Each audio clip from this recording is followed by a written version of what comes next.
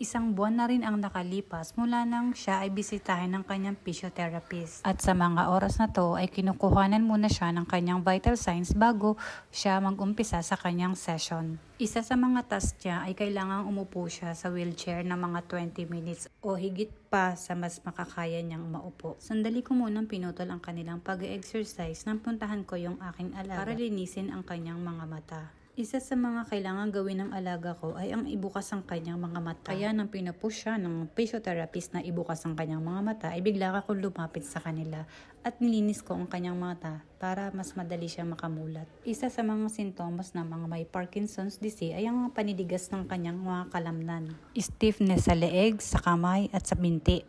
Pagmimistulang tuod at parang kahoy. Upang hindi manatiling baluktot o distorted ang kanyang mga buto, kinakailangan siyang masahihin ng paulit-ulit maliban na lamang kung siya ay inaatake o nasa episode ng pangangatal o tremors.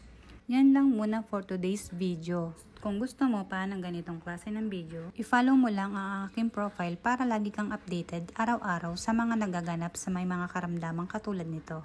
That's all. Thank you.